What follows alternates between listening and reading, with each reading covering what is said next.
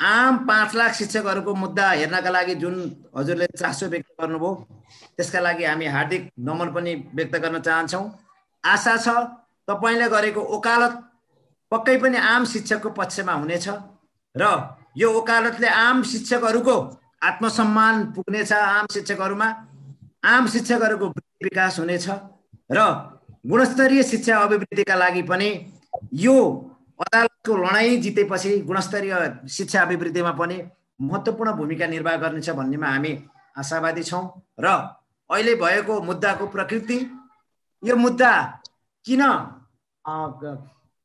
यसले के अरे सिधै अन्तरिम आदेश दिन सकेन, कारण देखावा आदेश किन दियो र मुद्दाको सम्भावना कति छ र हामी आम शिक्षकहरू कति विश्वस्त हुन सक्छौँ। यो बाहेक दिनेश सर, हामी आम शिक्षकहरूले हामी आर्थिक रूपमा वहन गर्दै भावी 5 वटा मुद्दा पनि दर्ता गर्नका लागि हामी तयारी अवस्थामा छौँ। यो विषयमा पनि तपाईसँग म बारम्बार नियमित सम्पर्कमा रहन्छु र अहिलेको मुद्दाको विषयमा र शिक्षकहरूको भएका उत्पीडनको विषयमा र शिक्षकले कस्ता किसिमका कानुनी उपचार लिन सक्छन् भन्ने विषयमा आम साथीहरूलाई आश्वस्त पारिदिनुहोस्। आज हाम्रा 1000 भन्दा बढी साथीहरू यहाँ 1000 साथीहरू यहाँ जोडिनु भएको छ। 2500 साथीहरूले लाइभ हेरेर बसेको कुरा साथीहरूबाट रिपोर्ट भएको छ। दिनेश सर, आम सम्पूर्ण साथीहरूलाई विश्वस्त पार्नका लागि अनुरोध गरे। हामी 1000 छौँ, 2500 साथीहरू लाइभ हेरेर बसेको रिपोर्ट मलाई प्राप्त भएको छ। ओके, धन्यवाद सर्वप्रथम यहाँहरूलाई सबैलाई म बधाई पनि दिन चाहन्छु, धन्यवाद पनि दिन चाहन्छु। र यहाँहरूले जुन प्रक्रिया थाल्नु भएको छ, जुन प्रयास थाल्नु भएको छ, त्यो मलाई लाग्छ शिक्षककै इतिहासमा, शिक्षण पेसाकै इतिहासमा एक किसिमको नौलो घटना हो। किनभने सामान्यतया अहिलेसम्म मैले पुरै देशभरिकै शिक्षकहरू यसरी एउटा एकबद्ध भएर एकताबद्ध भएर यसरी आफूमाथि भएको अन्यायलाई एउटा कानुनी उपचार खोजेको फाटाफुट्ट चाहिँ थियो। एउटा इन्डिभिजुअल शिक्षकमाथि भएको सरुवाका कुराहरू, अरू धेरै कुराहरूमा त्यस्तो मुद्दा मैले पनि कति लडेको छु। तर यो यस किसिमको यो आफ्नो किसिमको यो पहिलो मुद्दा हो। त्यसकारण यो यसै पनि एउटा हिस्टोरिक चाहिँ के छ नि एउटा प्रोसेस हो। र बधाई के छ भने तपाईहरु यो मुद्दा हाम्रो दर्ता पनि भयो। दर्ता पनि के छ नि एकै दिनमा भयो। त्यो पनि एउटा चाहिँ खुसीको कुरा हो। किनभने तपाईहरुले भन्नु मैले अहिलेसम्म जति पनि एउटा गम्भीर प्रश्न लिएर जाँदाखेरि अदालतले कमसेकम 3-4 दिन त त्यसलाई अध्ययनको लागि यसको लागि भनेर लिने गरेको छ। जस्तो यो मन्त्री परिषदको अब अहिले साथीहरूले हेर्दाखेरि त बडो एकदम सफलता त भयो। सफलता भयो, तर त्यसको मुद्दा दर्ता गराउनलाई मलाई चाहिँ के छ नि 5 दिन लाग्यो।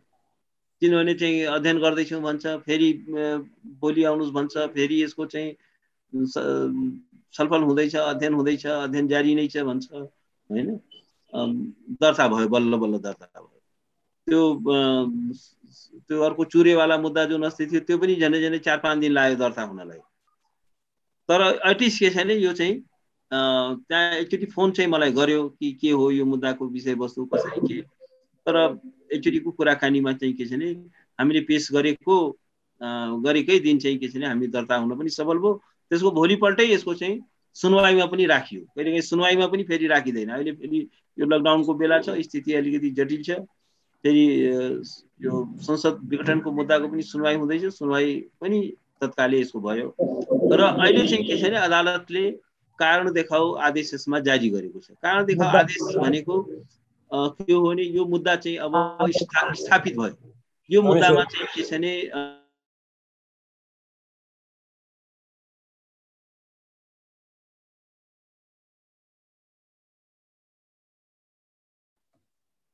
दिनेश सर कृपया अनम्युट गर्नु होला हजुरले।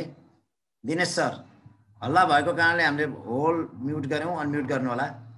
मेरो अनम्युट मेरो चाहिँ बोल्ने साथीको चाहिँ अनम्युट गरौँ, बाँकी साथीको उ गरौँ म्युट गरौँ कि। किनभने ब्याकग्राउन्डमा पनि आवाज आउँदो रहेछ कि त्यो अलिकति डिस्ट्र्याक्ट हुँदो रहेछ। हजुर त्यसपछि के हो भने कारण देखाऊ यसमा चाहिँ के छ भने आदेश जारी भइसकेको छ। र कारण देखाऊ आदेश जारी हुनुको त्यसको कानुनी अर्थ के हो भने अदालतले यो मुद्दालाई एक्सेप्ट गर्यो, स्वीकार गर्यो। यो शिक्षकहरूले उठाउनु भएको मुद्दामा चाहिँ के छ भने दम छ, यसमा चाहिँ तर्क छ, यसमा चाहिँ के छ भने यो मुद्दा चाहिँ अगाडि बढ्न लायक छ, यसमा चाहिँ छलफल हुन लायक छ भनेर अदालतले चाहिँ एक्सेप्ट गर्यो, अदालतले त्यो कुरालाई स्वीकार गर्यो। र अदालतले चाहिँ के हो भने हामीले जति पनि विपक्षी बनाएका छौँ, त्यसमा प्रत्यक्षी बनाएको या विपक्षी बनाएका छौँ, तिनीहरूलाई आफ्नो यसको कारण सहित चाहिँ उपस्थित हौ अदालतमा भनेर अदालतले आदेश जारी गर्यो। अब विपक्षीहरूले चाहिँ अदालतमा चाहिँ के छ भने आफ्नो लिखित जवाब सहित उपस्थित हुनुपर्नेछ। त्यसपछि यसमा दोहोरो चाहिँ बहस हुनेछ। सरकार पक्षले पनि आफ्नो तर्क राख्न पाउँछ, आफ्नो महान्यायाधिवक्ता मार्फत चाहिँ के छ भने बहस हुन्छ, हामीले यताबाट चाहिँ बहस गर्छौँ। भनेपछि चाहिँ के हो भने एउटा के छ भने कहिलेकाहीँ के हुन्छ भने पहिलो सुनवाईमै मुद्दा अदालतले खारिज गरिदिन्छ। एकतर्फी पनि यो मुद्दामा केही दम रहन्छ, यो त्यतिकै ल्याएको रहेछ, यसमा कुनै फर्दर चाहिँ के छ भने सुनवाई गरिरहनु आवश्यक छैन, यसमा कुनै पनि कानुनी र संवैधानिक त्यस्तो प्रश्न चाहिँ उहाँले उपस्थित गर्न सक्नु भएको छैन भने पहिलो सुनवाईमा पनि मुद्दाहरू चाहिँ खारिज हुने गरेका छन्। तर के छ भने यो मुद्दा चाहिँ के छ भने अब स्थापित भयो र यसमा चाहिँ हामीले धेरै प्रश्नहरू चाहिँ उठाएका छौँ। जस्तो अब यो बजेटको बुँदाहरू त भइ नै हाल्यो, छात्रवृत्ति लगायत दुर्घटना बिमादेखि लिएर पर्यटन बिदा लगायतको यो 3टा बुँदाहरू त भइ नै हाल्यो। त्यो बुँदा अनुसारको चाहिँ शिक्षकहरूलाई पनि हुनु पर्यो, कर्मचारीलाई हुनु हुँदैन भन्ने हाम्रो भनाइ होइन, उहाँले भएको ठिक छ। तर के छ भने त्यो चाहिँ दोहोरो डबल स्ट्यान्डर्ड गर्न पाइएन।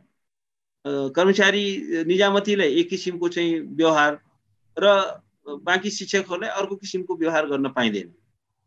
समानताको हक चाहिँ संविधानले चाहिँ प्रत्याभूत गरेको छ र शिक्षकहरूलाई पनि समानताको हक छ र असमान व्यवहार गर्न पाइँदैन र कुनै किसिमको असमानता गर्न खोज्दाखेरि त्यसको पछाडिको औचित्य के हो, कारण के हो, आधार के हो, त्यस्तो कुनै औचित्य बिना कारण बिना चाहिँ त्यसरी चाहिँ के छ भने यो अनरिजनेबल क्याटेगराइजेसन भन्छ, त्यो त्यस्तो क्याटेगराइजेसन गर्न पाइँदैन।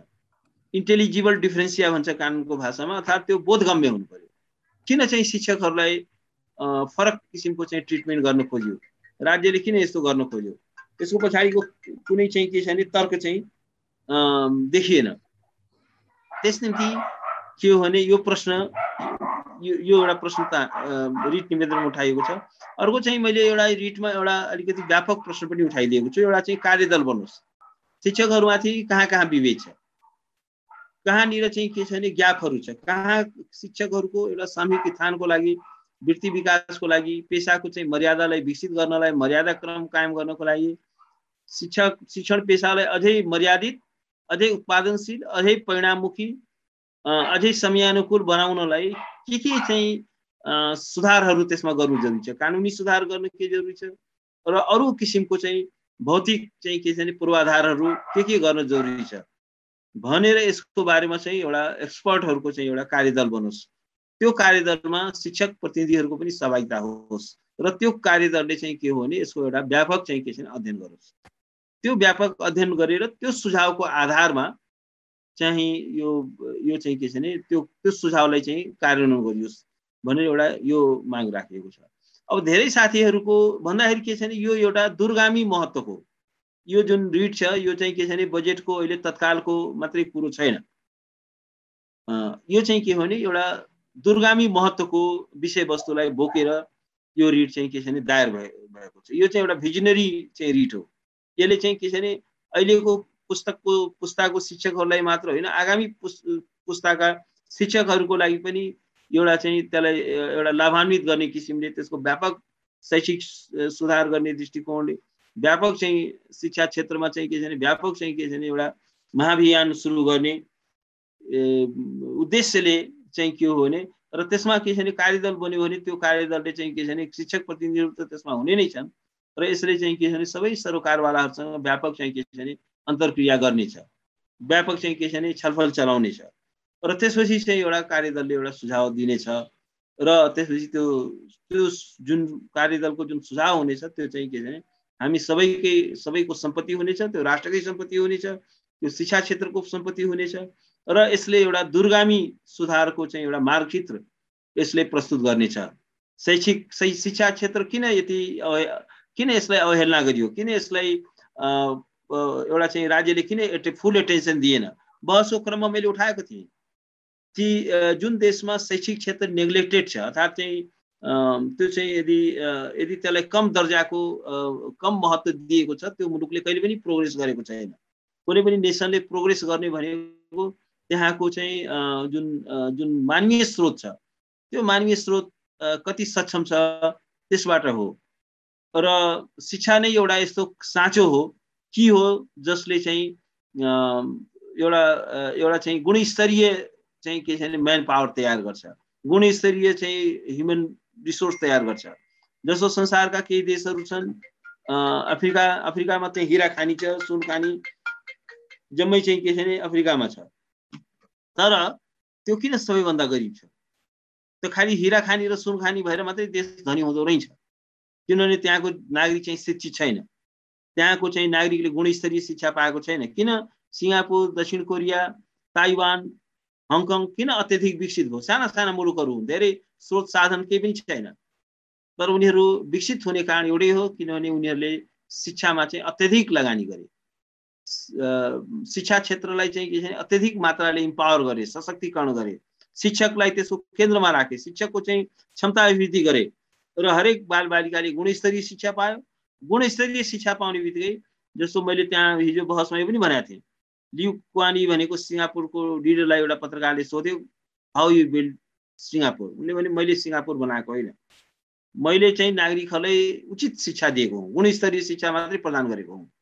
मैले गुणस्तरीय शिक्षा प्रदान गरेपछि ती नागरिकहरू आफै सक्षम भए, उनीहरूको भित्र रहेको जुन सृजनशीलता छ त्यो आफै प्रकट भयो र त्यो सृजनशीलताले चाहिँ सिङ्गापुर बनेको हो। त्यसकारण के छ भने शिक्षा भनेको चाहिँ के छ भने मानिसभित्र रहेको जुन अनन्त सम्भावनाहरू छ त्यो अनन्त सम्भावनालाई चाहिँ प्रस्फुटित गर्ने एउटा माध्यम हो। हरेक मान्छे चाहिँ के छ भने एउटा सम्भावनाहरूको अनन्त पुञ्ज हो। जब उसले उचित शिक्षा पाउँछ, गुणस्तरीय शिक्षा पाउँछ अनि उसभित्रको जुन अनन्त सम्भावनाहरू चाहिँ प्रस्फुटित हुने मौका पाउँछ। र शिक्षाको यत्रो ठुलो महत्त्व छ भनेर हिजो बहसमै मैले भनेको। र त्यसकारण के छ भने शिक्षण पेसा छ, यो जुन शैक्षिक जगत छ यसलाई चाहिँ हामीले नेग्लेक्ट गर्यौं भने, हामीले चाहिँ अवहेलना गर्यौं भने राष्ट्रले यसको गम्भीर दुष्परिणाम भोग्नु पर्ने हुन्छ। तर यसमा हामीले उचित लगानी गर्यौं भने यसको चाहिँ के छ भने यसको चाहिँ सकारात्मक परिणाम पनि, यसको चाहिँ फ्रुट्स पनि राज्यले पाउनेछ। भन्दाखेरि के छ भने यो चाहिँ के छ भने अहिले हिजो बहसका यी बुँदाहरू पनि थिए। अब एउटा कुरा के छ भने अब अन्तरिम आदेशको जुन कुरा छ, अन्तरिम आदेश भनेको एउटा टेक्निकल कारण हुन्छ। कस्तो स्थितिमा अन्तरिम आदेश जारी हुन्छ भन्दाखेरि यसमा त मैले उहाँहरूले भनेको थिएँ यसमा अन्तरिम आदेशको त कुरै छैन, अन्तरिम आदेशको कुरा निकालिदिनुहोस् दिमागमा, यसमा अन्तरिम आदेश हुँदैन। मै न्यायाधीश भए पनि मै पनि अन्तरिम आदेश दिने थिएन। यो कुरामा ढुक्क हुनुहोस्। किनभने अन्तरिम आदेश कस्तो स्थितिमा जारी हुन्छ भने जस्तो तपाईले यो पर्यटन बिदा पनि पाइरहनु भएको छ, तपाईले चाहिँ यो छात्रवृत्ति, यो सबै दुर्घटना बिमा सबै राज्यले तपाईले प्रदान गरिरहेको छ। यदि यो बजेट वक्तव्य मार्फत अब यसरी हालसम्म दिँदै आएको यो चाहिँ पर्यटन बिदा, यो चाहिँ सुविधाहरू, दुर्घटना बिमा, यो छात्रवृत्तिको सुविधाहरू हालसम्म दिइआएको पनि अब यस वर्षदेखि त्यो प्रदान गरिने छैन, शिक्षकहरूलाई प्रदान गरिने छैन भनेको भए त्यहाँ चाहिँ अन्तरिम आदेशको विषय हुन्छ। किनभने अहिलेसम्म हामीले पाइरहेका थियौँ, अनि आजदेखि चाहिँ हामीले किन पाएनौँ? जुन हामीले पाइआएको कुरा छ चाहिँ त्यो चाहिँ नरोक्नु, कुनै चिज नरोक्नको लागि त्यो चाहिँ अन्तरिम आदेश जारी हुन्छ।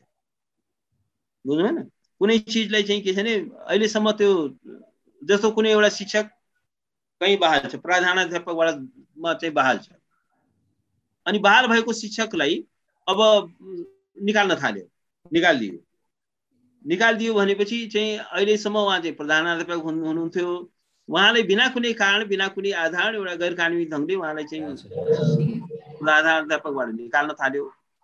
त्यसकारण के छ भने उहाँलाई चाहिँ त्यो पदबाट ननिकाल्नु, यथावत पूर्ववत काम गर्न दिनु भनेपछि के भयो, त्यो एउटा अन्तरिम आदेशको विषय भयो। तर कुनै एउटा शिक्षकले चाहिँ के छ भने अब प्रधान उसको चाहिँ के छ भने अब प्रधानाध्यापक हुने योग्यता चाहिँ छ, तर उसलाई चाहिँ के छ भने अहिलेसम्म कहिलेसम्म प्रधानाध्यापक चाहिँ भएको छैन, तर हुनुपर्ने चाहिँ हो भन्यो भने चाहिँ के छ भने त्यहाँ अन्तरिम आदेशको कुरा हुँदैन। त्यहाँ के हुन्छ भने फलानालाई चाहिँ मेरो यसरी यसरी योग्यता पुग्छ, प्रधानाध्यापक बन्ने चाहिँ मेरो योग्यता पुग्छ, तसर्थ चाहिँ के छ भने मलाई चाहिँ प्रधानाध्यापक नियुक्त गरी पाऊँ, परमादेश जारी गरी पाऊँ भन्यो भने के भयो, त्यो चाहिँ के छ भने परमादेशको विषय भयो, तर त्यहाँ अन्तरिम आदेशको विषय हुँदैन। त्यसकारण के छ भने कुनै चिज एउटा चाहिँ लाई एउटा निरन्तरता दिनलाई त्यहाँ अन्तरिम आदेशको कुरा हुन्छ। तर कुनै चिज अब तपाईले अहिलेसम्म शिक्षकहरूले कुनै त्यो किसिमको सेवा सुविधा पाएकै छैन, त्यसको बारेमा कानुनै बनेको छैन, केही चिज त्यसको आधार नै निर्माण भएको छैन भने अब के आधारमा अदालतले अन्तरिम आदेश जारी गर्ने? त्यहाँ अन्तरिम आदेश छैन, त्यसमा चाहिँ के हुन्छ भने परमादेश हुन्छ। परमादेश त्यो अन्तिम सुनवाईमा होइन, शिक्षकहरूले पनि पाउनु पर्ने रहेछ, देखिन्छ, तर्क छ भनेर त्यस्तो स्थितिमा चाहिँ पाइन्छ। जस्तो भन्नुहोस् न, अहिले यही शेरबहादुर देउवालाई प्रधानमन्त्री नियुक्त गरी पाऊँ भनेर मुद्दा परेको छ नि, त्यसमा किन अदालतले परमादेश जारी गरेन? किनभने अब उहाँ त प्रधानमन्त्री भइरहेको त होइन, प्रधानमन्त्रीबाट निकाल्न लागेको छ नि, प्रधानमन्त्रीबाट काम गर्न नरोक्नु भन्ने विषय भएको भए त्यो चाहिँ परमादेश, त्यो चाहिँ अन्तरिम आदेशको विषय हुन्थ्यो। अब उहाँलाई चाहिँ प्रधानमन्त्रीमा नियुक्त गराउँछ भनेपछि त्यो परमादेशको विषय, त्यसमा अन्तरिम आदेशको विषय हुँदैन। त्यसमा चाहिँ एकतर्फी चाहिँ के छ भने त्यो आदेश हुँदैन, त्यसमा दुईटैको कुरा सुनेर, जसरी यो शेरबहादुर देउवाको अहिले प्रधानमन्त्रीमा नियुक्त गरी पाऊँ भन्ने उदाहरण पनि त्यहाँ मिल्छ ट्याक्कै। किनभने प्रधानमन्त्रीमा अहिले उहाँ नियुक्त भएर उहाँको अधिकारै सृजना भइसकेको अवस्था छैन। त्यो अवस्था नभइसकेपछि अहिले तत्काललाई चाहिँ के छ भने त्यो चाहिँ अब उहाँको बारेमा चाहिँ अन्तिम सुनवाईको बेलामा अदालतले अन्तिम सुनवाई हुँदैछ, अब फाइनलमा बोल्छ। हामीले यसमा पनि अन्तरिम आदेश माग्न त मागिया थियौँ, यसो मागिदिइरहे, तर त्यसमा हुँदैन भन्ने चाहिँ करिब करिब निश्चितै थियो र वास्तवमा त्यसमा चाहिँ परमादेश भएन। त्यसै गरी त्यसकारण के हुन्छ भने यो अन्तरिम आदेशको बारेमा चाहिँ के छ भने एउटा त्यसको निश्चित त्यसका सिद्धान्तहरू छन्, त्यसका केही मूल्य र मान्यताहरू छन्। कुनै चिजलाई, कुनै गैर कानुनी क्रियाकलापलाई तत्काल रोक्नु पर्यो, त्यो अहिलेसम्म निरन्तरता भइरहेको छ, त्यसलाई रोक्नु पर्यो भने त्यहाँ त्यस्तो स्थितिमा चाहिँ इन्ट्रिम अर्डरको कुरा आउँछ। र तपाईहरुको चाहिँ जुन सेवा सुविधा जुन पाउनु पर्ने कुरा छ, त्यो चाहिँ अहिलेसम्म तपाईहरुले खाइ पाइरहेको भए, त्यसलाई खोसेको भए त्यहाँ डाइरेक्ट त्यहाँ अन्तरिम आदेशद्वारा त्यहाँ अदालतले हस्तक्षेप गर्न मिल्थ्यो। अब त तपाईहरुको चाहिँ के छ भने नयाँ तरिकाले बन्दोबस्तै गर्नुपर्ने छ नि त, कानुनै बनाउनु पर्ने छ, बजेटमै व्यवस्था गर्नुपर्ने छ भनेपछि त अहिले नै अन्तरिम आदेश कसरी गर्ने, के आधारमा गर्ने? त्यसकारण त्यो अन्तरिम आदेशको चाहिँ विषय होइन। त्यसकारण के छ त्यो कुरामा चाहिँ तपाईहरु चाहिँ स्पष्ट हुनु जरुरी छ। त्यो चाहिँ अहिलेलाई चाहिँ के छ भने अदालतले अदालतमा हाम्रो केस चाहिँ स्थापित भयो, मुद्दा दर्ता भयो, अदालतले हाम्रो मुद्दालाई एक्सेप्ट गर्यो, स्वीकार गर्यो, विपक्षीलाई झिकायो, विपक्षीहरूलाई चाहिँ लिखित जवाब लिएर उपस्थित हो भनेर भन्यो। भनेपछि अहिलेको स्टेजमा हुनुपर्ने यति नै हो, त्यो अहिले भएको छ। त्यसमा तपाईहरु चाहिँ के छ भने प्रसन्न हुनुपर्ने अवस्था छ, तपाईहरुले यो कुरामा चाहिँ ढुक्क हुनुपर्ने आवश्यकता छ। र एउटा कुरा के छ भने प्रथम दृष्टिमै यो अब अहिले नै अब म त्यसको कानुन व्यवसाय हो, एकदम मुद्दा तपाईले 100% जित्छ त्यसरी चाहिँ भन्नु चाहिँ उचित हुँदैन, त्यसरी भनिदैन, कुनै पनि वकिलले त्यसरी चाहिँ भन्नु हुँदैन। तर एउटा कुरा तपाई के बुझ्नु, जस्तो अब मान्छेले सोच्छन् कि यो संसदको के हुन्छ, अब कानुन र संविधानलाई टेकेर गर्दा कुन त्यो चाहिँ पुनर्स्थापना हुन्छ, तर एउटा वकिलको नाताले हैन यो पुनर्स्थापना हुन्छ भनेर त्यो टेक्निकली भन्नु हुँदैन। तर के हो भने एउटा कुरा के छ, तपाईहरुको केस चाहिँ बलियो छ, कानुन तपाईहरुको पक्षमा छ, संविधान तपाईहरुको पक्षमा छ। र एउटा कुरा के छ भने प्राइमेरी रूपमै अदालतले यो कुरालाई तपाईले एक्सेप्ट गरेको छ, केस कोर्टमा तपाईहरुको केस चाहिँ इस्टाब्लिश भएको छ। त्यस निम्ति के छ भने अब हामी सकारात्मक दिशामा अगाडि बढिरहेका छौँ र यसले चाहिँ के छ भने एउटा चाहिँ उचित परिणाम चाहिँ ल्याउँछ भन्ने कुरामा चाहिँ के छ भने हामीले चाहिँ एउटा पर्याप्त चाहिँ आशा गर्ने ठाउँ छ। हामीले त्यसमा आशा गर्नुपर्छ, अदालतलाई विश्वास गर्नुपर्छ। अदालतले अब यताका दिनहरूमा चाहिँ के छ भने ठुला चाहिँ निर्णयहरू चाहिँ अदालतले गरेको छ। त्यसकारण के छ भने यसमा पनि हामी निराश हुनुपर्ने कुनै म कारण देख्दिनँ। धन्यवाद। थोरै सहभागीहरूका 3-4वटा क्वेसन लिनका लागि म दिनेश सरलाई अनुरोध गर्छु। हजुरसँग समय हुन्छ। अनि साथीहरूले के भन्नुभएको छ भने यहाँ मैले च्याट हेरिरहेको छु, यो मुद्दा अरू मुद्दा जस्तो 4-5 वर्षै लम्बिने खाले मुद्दा हो कि केही समयभित्र 1-2वटा बहस भित्रै टुङ्गिने मुद्दा हो भनेर साथीहरूले चासो व्यक्त गर्नुभएको छ। 4-5 वर्ष त लाग्दैन, यो चाहिँ 8-9 महिना जस्तोमा टुङ्गिन्छ। यो 8-9 भनेपछि तपाईको लगभग 3-4वटा बहसै जान सक्ने सम्भावना भएको मुद्दा हो यो। हैन, बहस त एउटै बहसमा अब एउटा बहस भइसक्यो। अब अदालतले अर्कोचोटि पेशी हुँदाखेरि अब अरू कुनै कागजपत्र झिकाउनु पर्ने यदि अवस्था भएन भने अदालतले त्यही पेशीमा पनि टुङ्गाइदिन सक्छ हैन। तर अब दुईटा पेशी जस्तो भनौँ न, अब कुनै एउटा त्यसपछिको पेशीमा कहिलेकाहीँ कुनै कागजात नआएको पनि हुन्छ, केही त्यस्तो अरू टेक्निकल डिफिकल्टिज पनि हुन्छ, त्यसकारण हुन सक्छ त्यसमा। तर अर्को उसमा हुन सक्छ, त्यसपछिको पेशीमा एउटा दुईटा पेशीमा टुङ्गिन्छ यो। अब अर्को कुरा साथीहरू एकदमै इच्छुक हुनुहुन्छ भने यो शिक्षक सेवा आयोगको पदाधिकारी नियुक्ति विगत केही वर्ष केही समयदेखि केही महिनादेखि अवरुद्ध छ, जसले गर्दाखेरि तपाईको कैयन विद्यार्थीहरू उमेर गएको कारणले उनीहरू सेवाभित्र छिर्न नपाउने परिवेश छ भने कैयन शिक्षकहरू बढुवा हुन नपाउने अवस्था छ। यो अवस्थामा शिक्षक सेवा आयोग पदाधिकारी नियुक्तिको विषयमा हामी सर्वोच्च अदालतमा मुद्दा लड्न सक्ने के आधार हुन सक्छन् र यसको सम्भावना कस्तो रहन सक्छ? यो मुद्दा बलियो हुन सक्छ? यो पनि हुन सक्छ। त्यसमा पनि परमादेशको इस्यु बन्न सक्छ। यसरी चाहिँ शिक्षा आयोग गठन नगरेको कारणले चाहिँ शिक्षकहरू चाहिँ वृत्ति विकासबाट पनि वञ्चित भए, विद्यालयहरूमा चाहिँ शिक्षकहरूको अभाव पनि देखियो, समयानुकूल तरिकाले शिक्षकहरूको नियुक्ति हुन सकेन भनेर त्यो एउटा इस्यु बन्छ। त्यो राम्रो इस्यु हुन्छ, त्यो बलियो इस्यु। किनभने अब कानुनमा व्यवस्था छ, त्यो कानुनमा भएको व्यवस्थालाई सरकारले चाहिँ म गर्दिनँ भन्न पाउँदैन, त्यो गर्नै पर्ने हुन्छ। त्यो परमादेशको विषय हुन्छ, त्यसमा पनि अन्तिम आदेश चाहिँ हुँदैन है। फेरि यो डङ्ग नपर्नु। यहाँ धेरै साथीहरू हामी लगभग अहिले 4000-5000 भन्दा बढी साथीहरू हेरेर बसिरहेका छौँ। उहाँहरूको जिज्ञासा मेटाउन पर्ने मेरो पनि दायित्व हुन्छ, हजुरको पनि दायित्व हुन्छ। नेपालको इतिहासमा भर्चुअल मिटिङमा यति धेरै सहभागी भएको यो पहिलो मिटिङ हुन पनि सक्छ। हजुर, कमसेकम मैले भाग लिएको चाहिँ पहिलो हो है। म अहिलेसम्म 150-200सम्म मात्रै गरिरहेको थिएँ, मेरो लागि त पहिल्यै हो। यसमा अहिले चाहिँ कति छ भने 960 जना हुनुहुन्छ। होइन, कैयन साथीहरू यहाँ 2500 साथीहरू बाहिर फेसबुक लाइभमा भएको पनि मैले यहाँ देखेँ। त्यो बाहेक कतिपय साथीहरूले फेसबुकबाट पनि रेकर्ड गरेर हालिरहेको पनि मैले देखेको छु। 4-5 जना साथीहरूले लाइभ गर्नुभएको छ, त्यो पनि हामीलाई महसुस भएको छ। के दिनेशलाई मैले अझै 10-15 मिनट साथीहरूको कौतूहलता मेटाउनका लागि समय दिनका लागि अनुरोध गर्छु। हुन्छ, सोध्नु न। यस्तै साथीहरूले के भन्नुभएको छ भने यो इसिडी र विद्यालय कर्मचारीको कुरा छ।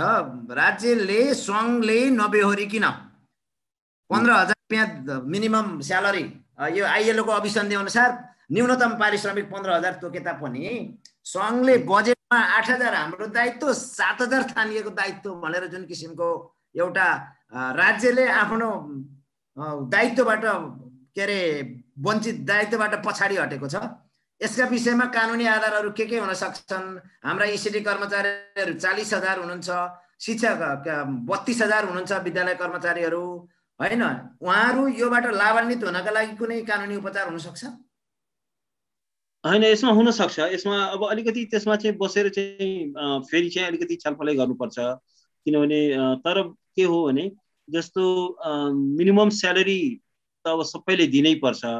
त्यो चाहिँ के छ भने नेपाल गभर्नमेन्टले पनि मिनिमम स्यालेरी भनेर तोकेको छ र त्यो आइएलओ देखि सबैको नेपाल चाहिँ त्यसको पार्टी हो, त्यो अभिसन्धिलाई नेपालले अनुमोदन गरेको छ।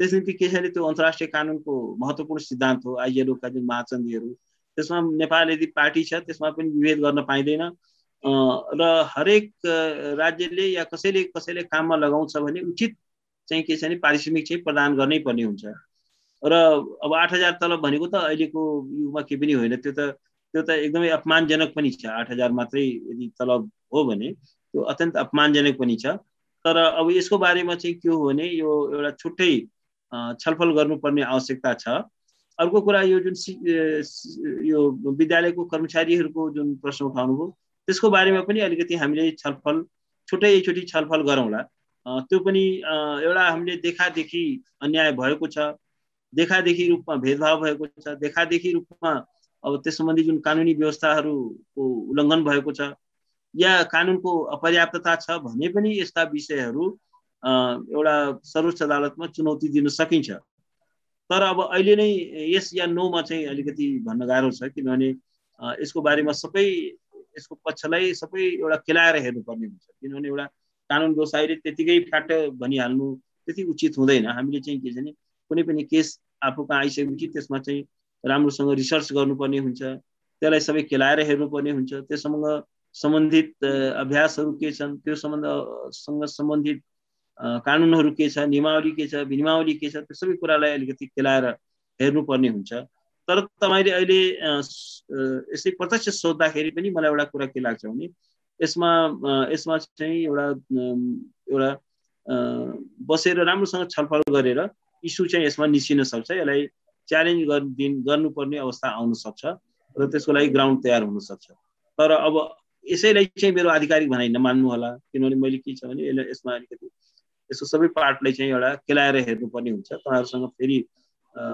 छलफल त्यही विषयलाई केन्द्रित भएर फेरि छुट्टै छलफल गर्नुपर्ने हुन्छ त्यसको सबै पार्टहरूलाई एस्पेक्टहरूलाई हेर्नुपर्ने हुन्छ तर अर्को प्रश्न पनि सोधेँ मैले अहिलेको हाम्रो दर्ता भएको मुद्दामा हामीले स्पष्ट रूपमा साथीहरूलाई के भनेका छौँ भने पर्यटन काज आयो भने अस्थायी स्थायी सबै प्रकृतिका शिक्षकलाई हुन्छ बिमा आयो भने सबै प्रकृतिका शिक्षकलाई हुन्छ यस्तै किसिमले तपाईको राज्यले दिने सुविधा स्थायीलाई दे अस्थायीलाई दे भन्दैन भनेर हामीले आश्वस्त पार्न साथीहरूलाई खोज्दै पनि कतिपय साथीहरूले भ्रमको खेती गर्नुभएको छ हैन यो स्थायीलाई मात्रै हो अस्थायीका लागि यो मुद्दै हैन भन्ने भ्रमको खेती गर्ने साथीहरूलाई हजुरले कसरी कन्भिन्स गराउन सक्नुहुन्छ हैन अब शिक्षकहरूलाई दिनुपर्ने सुविधाहरू सबैलाई दिनुपर्ने हुन्छ त्यो सिद्धान्त त्यो हो हैन त्यस निम्ति के हो भने अब अस्थायीलाई पनि त्यो लागू हुन्छ अस्थायीलाई पनि लागू हुन्छ धन्यवाद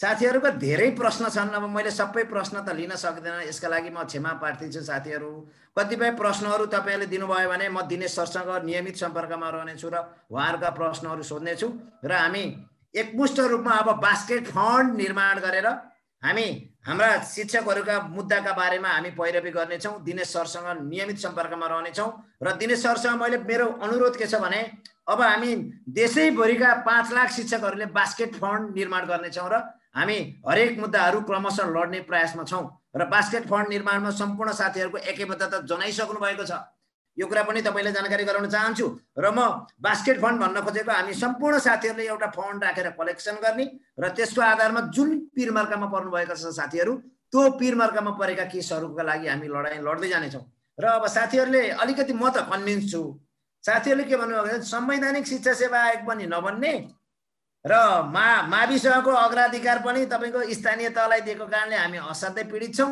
अब यो संविधानमा भएको व्यवस्थालाई चेन्ज गर्नका लागि कानुनी लडाई के हुन सक्छ भनेर साथ म त विश्वस्त छु साथीहरुलाई विश्वस्त गराउनका लागि मैले अनुरोध गरे हैन यो शिक्षक सेवा आयोग चाहिँ संवैधानिक छैन भनेर हजुर अब यस्तो छ त्यो संविधानको कुरा चाहिँ त्यो अदालतले आदेशले त्यो हुँदैन त्यसमा चाहिँ अलिकति हामी क्लियर के हुनु पर्यो भने अहिले शिक्षक सेवा आयोगको व्यवस्था त छ नि शिक्षा ऐनमा हजुर हैन त्यसकारण के हो भने अब त्यो संवैधानिक दर्जा त पहिला त यो महिला आयोग यिनीहरुको पनि संवैधानिक दर्जा यिनीहरुको थिएन त्यसकारण के छ भने संवैधानिक अब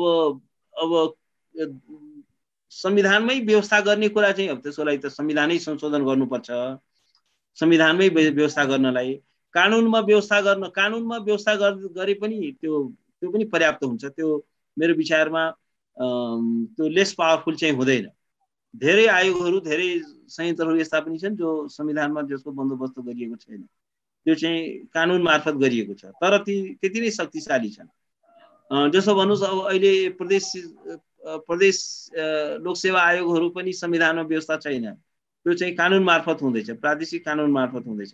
त्यसकारण के छ भने त्यो एउटै कुरा के हो भने संविधानमा भएको कुरा चाहिँ संशोधन गर्न गाह्रो हुन्छ, त्यही त्यसको लागि संविधानै संशोधन गर्नुपर्ने हुन्छ। तर कानुनको प्रभावकारिता पनि त्यति नै हुन्छ, कानुनलाई पनि प्रभावकारी ढङ्गले कानुन गर्न सकिन्छ, संविधानमा नै राखेर त्यो शक्ति सम्पन्न हुने र त्यो प्रभावकारी हुने, अरू अवस्थामा नहुने भन्ने हुँदैन। र अब तपाईँहरूले संवैधानिक दर्जा नै दिलाउन चाहनुहुन्छ भने त्यो चाहिँ अहिले चाँडै हुनेवाला छैन। त्यसको लागि त अब 2/3 बहुमत चाहियो, सरकारले चाहिँ संविधान संशोधनको प्रस्ताव चाहिँ संसदमा पेश गर्नु पर्यो। अब 2/3ले त्यसको लागि त सबै राजनीतिक दलको बिचमा 2/3 भने राष्ट्रिय सहमति हुनु पर्यो, कुनै एउटा पार्टीले अहिले चाहेर पनि त्यो हुने छैन। फेरि अर्को कुरा, यहाँ धेरै प्रकृतिका साथीहरू हुनुहुन्छ, राज्यले विभेद गरेर 18 प्रकृतिका शिक्षकहरू सिर्जना गरेको छ। यो खेदजनक छ, किनकि हाम्रो माग सबै शिक्षकहरू थाहै हुनुपर्छ। र त्यही बमोजिम हामीले एउटा मञ्च गठन गरेका थियौँ, त्यसको नाम स्थायी शिक्षक हकियत मञ्च थियो। त्यसको आशय साथीहरूले भिन्न तरिकाले बुझ्नुभयो। हाम्रो एक मात्रै माग थियो, सबै शिक्षक थाहै हुनुपर्छ, त्यही मर्म बमोजिम नामाङ्करण भएको हाम्रो। र अब राहत शिक्षकहरू हुनुहुन्छ, इसिडी शिक्षकहरू हुनुहुन्छ, विद्यालय कर्मचारी हुनुहुन्छ। इसिडी र विद्यालय कर्मचारीहरूको दरबन्दी पनि छैन, राहत साथीहरूको पनि दरबन्दी नलैकिन थाहै गराउन सक्ने प्रक्रिया छैन। के उहाँहरूलाई थाहै प्रक्रियामा अगाडि बढाउनका लागि शिक्षा ऐनै बनेर नियमावली नै बनेर त्यही अनुरूप सम्बोधन हुनुपर्ने हो, अथवा कानुनी आधारहरू कुनै छन्? होइन, त्यो अनुसार त्यसको लागि त अब कानुनमा अहिले अब त्यो मैले अब सबै यो राहत शिक्षक यो सबै मैले अहिले त्यसको लागि अलिक डिटेलमा हेर्नुपर्ने हुन्छ। यदि कानुनमा व्यवस्था छ भने सोही बमोजिम हुन्छ। अब कानुनमा व्यवस्था अहिले छैन भने त्यसको लागि चाहिँ कानुनै बनाउनु पर्ने हुन्छ। यदि र अब केही कुराहरूमा चाहिँ के छ भने सर्वोच्च अदालतमा मुद्दा हालेर पनि निर्देशन जारी गराउन सकिन्छ। 3टा बाटो हुन्छ। एउटा त केही कुराहरूमा अदालतले आदेश जारी गरेर पनि यस्तो किसिमको चाहिँ व्यवस्था गर्नु भनेर अदालतले पनि बोल्न सक्छ। तर अब यो चाहिँ के छ भने अहिले तपाईँले ठ्याक्क फ्याट्टै सोध्नुभयो, फ्याट्टै म भन्न सक्दिनँ, किनभने यसको लागि एकचोटि बसेर छलफल गरेर सबै कुरा केलाएर अब 18वटा प्रकृतिको शिक्षक भन्नु हो। अब म सबैको बारेमा त म अहिले विज्ञ छैन, किनभने हामी लयरहरूको अगाडि त के हुन्छ भने जब हामी बसेर छलफल गर्छौँ, त्यो सम्बन्धी केस आएपछि त्यो केलाएर हेर्छौँ, त्यो सम्बन्धी रिसर्च गर्छौँ, अनि बल्ल चाहिँ के छ भने त्यसको बारेमा चाहिँ के छ भने हामी ठ्याक्क भन्न सक्छौँ। मसँग जम्मा अन्त्यमा 3टा प्रश्न छन् मसँग, एकदम छोटा प्रश्न। शिक्षक मर्यादाक्रमको सम्भावना हजुरले कतिको देख्नुहुन्छ? साथीहरूले धेरै साथीहरूले त्यो हुन्छ, त्यो हुन्छ यही मुद्दाबाट हुन्छ, यही मुद्दाबाट हुन्छ। कोभिड खोप नपाएर शिक्षकहरू उच्च जोखिममा छन्। राज्य असाध्यै गैर जिम्मेवार भएको परिवेशमा तपाईले धेरै मुद्दाहरू लड्नुभयो राष्ट्रिय महत्त्वका, तर यत्रा शिक्षक विद्यार्थीहरू कोभिडबाट संक्रमण हुँदाखेरि यो मुद्दामा तपाईले पैरवी किन गर्नु भएन भनेर साथीहरूले त तपाईलाई त गहन प्रश्न तिर्स्याउनु भयो। यहाँ त हैन, अब साथीहरूले अलिकति कुरो बुझ्नु भएन। मैले चाहिँ अब शिक्षकै भनेर चाहिँ भनेको छैन, तर के छ भने यो कोभिडको जुन यो खोप छ, अहिलेसम्म खोप प्रदान नगरिएका सबै नागरिकहरूलाई चाहिँ खोप चाहिँ तत्काल उपलब्ध गराउनु, तत्काल चाहिँ के छ भने यो फास्ट ट्र्याकबाट एकदम छिटो प्रक्रियाद्वारा, किनभने सरकारले के छ भने खोपै पाइएन, यो पाइएन, त्यो पाइएन भनेर, अनि यो फास्ट ट्र्याकबाट तत्काल चाहिँ के छ भने संसारमा जहाँ उपलब्ध छ त्यहाँबाट चाहिँ के छ भने खोप ल्याउनु। किनभने त्यो मुद्दाको बहसको दौरानमा मलाई याद छ, यो 2 हप्ता अगाडिको कुरा हो, न्यायाधीशले मलाई खिपे गर्यो, होइन यो अब देशमा खोपै छैन अनि कहाँबाट सरकारले आफ्नै नेपालमा खोप उत्पादन हुन्छ, अनि कसरी तपाईँले भन्नुहुन्छ सबैले खोप उपलब्ध गरा, जब नेपालमा खोप उत्पादन, मैले ठिक छ नेपालमा खोप अनि हुँदैन। अनि इन्डियाबाट पनि चाहिँ के छ भने इन्डियाकै सर्वोच्च अदालतले रोकिदियो कि खोप चाहिँ अहिले नगर्नु, निकासी नगर्नु, किनभने हामी भारतीय नागरिकले नै खोपको हाहाकार छ। त्यहाँ मोदीको धेरै ठुलो फजिहत भयो, किनभने उसले सुरुमा अरू देशमा खोप पठाउन थालेकोले। मैले भने त्यो हो, ठिक छ, बेलायतमा चाहिँ हाहाकार छ, भारतमा हाहाकार छ, त्यो त्यहाँ चाहिँ छैन, तर बेलायतबाट ल्याउन सकिन्छ। अलिकति महँगो भए पनि ल्याउनु पर्यो। मैले भने मानिसको एउटा ज्यानको अगाडि पैसा के हो र? विकास अहिले 2 वर्ष नगरे नै हुन्छ, बाटो नबनाए नै हुन्छ, मान्छेको ज्यान चाहिँ जोगियो भने, जीवन जोगियो भने चाहिँ के छ भने यो चाहिँ विकास पनि गर्दै गरौँला, बाटो पनि बनाउँदै गरौँला। मान्छे भएन भने त्यो बाटो बनाएर के गर्ने, त्यसमा को हिँड्छ? एयरपोर्ट बनाएर के गर्ने, मान्छे हाम्रो नागरिकै रहेन भने के गर्ने, को उठ्छ त्यो जहाजमा? त्यस कारण के छ भने पहिलो कुरो चाहिँ के छ भने विकासको बजेट पनि 2 वर्षको 1 वर्षको रोकेर त्यो पैसा चाहिँ के छ भने अहिले खोपमा गरौँ, स्वास्थ्यमा गरौँ भनेर भनेपछि बल्ल बल्ल न्यायाधीशले चाहिँ हैन यो त देश गरिब, मैले देश गरिब छ भने पनि भएको जति पैसा छ अहिले कुनै काम नगरौँ, ल विकासको बजेट सबै काटिदिउँ, रोकिदिउँ, केही परेन। हामी जनता रह्यो भने त्यस कारण कि अदालतले आदेश गराइसकेको छ। अब शिक्षकै भनेर तोकेको चाहिँ छैन, प्राध्यापक भनेर पनि तोकेको छैन, वकिल भनेर पनि तोकेको छैन, विद्यार्थी भनेर पनि तोकेको छैन।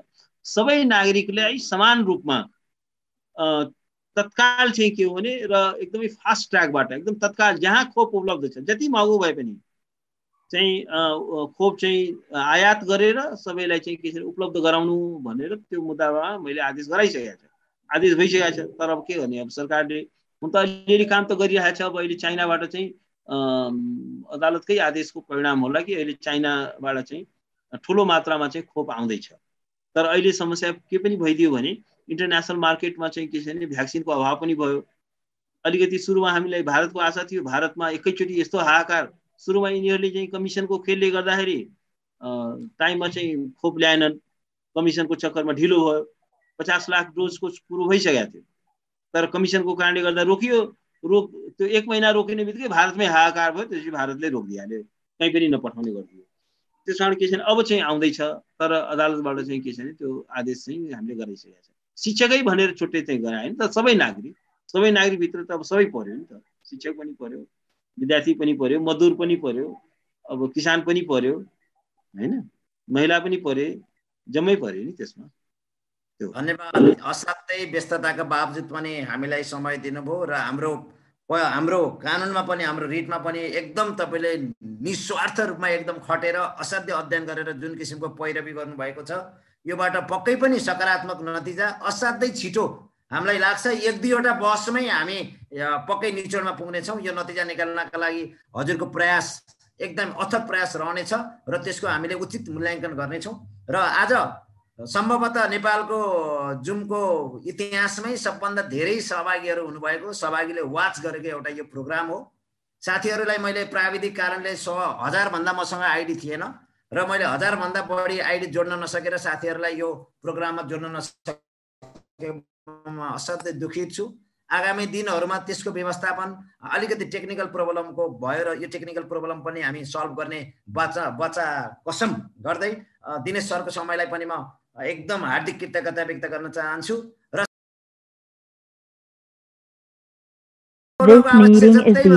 यसरी जाने होइन, हामी शिक्षामा भएका तमाम किसिमका विकृतिलाई सम्बोधन गर्ने तरिकाले अगाडि बढौँ। तहगत बढुवा, ग्रेड मास बढुवा, यी दिनेश सरले लडेर के अरे मुद्दा लडेर पाउने कुरा भन्दा पनि पहिला ऐन र नियमावली बनाउनु पर्यो। हाम्रो पुरानो ऐन नियमावली छ, त्यसमा हामीले सुधार ल्याउनु पर्यो र ऐन र नियमावली बनाउनका लागि दबाब दिन पर्यो। साथीहरू, हाम्रो लडाइँ कानुनी मात्रै होइन, पर्यो भने हामी सडक आन्दोलन, भौतिक आन्दोलनमा, यसको मतलब सडक आन्दोलनमा पनि उत्रिन हामी बाध्य हुनुपर्छ। र कानुनी लडाइँका लागि दिनेश सर हाम्रो एउटा सारथी हो, उहाँलाई सल्युट गर्छु। र साथीहरूले जुन किसिमको यो हामीलाई सदा सहायता देखाउनु भयो, हामी प्रतिको विश्वास देखाउनु भयो, एकैबद्धता जनाउनु भयो, यसका लागि म हार्दिक कृतज्ञता व्यक्त गर्न चाहन्छु। र जुन सङ्घ, सङ्गठन, महासङ्घ लगायत यो शिक्षाका घटकहरू छन्, उहाँहरूलाई पनि हाम्रो यो आन्दोलनमा एकैबद्धता जनाउनका लागि म अनुरोध गर्दछु। हाम्रो कानुनी लडाइँ अब यसपछि हाम्रो यस्तै किसिमको प्रोटेस्टहरूका आन्दोलन पनि हाम्रा अगाडि बढ्न सक्छन्। यसमा पनि सम्पूर्ण साथीहरूले एकैबद्धता जनाउनु हुनेछ। आजको तपाईँहरूको यो जुन किसिमको उपस्थिति छ, यसले हाम्रो टिमलाई थप ऊर्जा प्रदान गरेको छ र तपाईँहरूको गरिमामय उपस्थितिका लागि हार्दिक आभार व्यक्त गर्दै दिनेश सरप्रति असाध्यै कृतज्ञता छु र आभार प्रकट गर्दै भोलिका दिनमा कानुनी पैरवका लागि दिनेश त्रिपाठी सर हाम्रो सारथी हुनुहुनेछ भन्ने विश्वास राख्दै आजको कार्यक्रम यही समापन भएको घोषणा गर्छु। धन्यवाद। जय शिक्षक।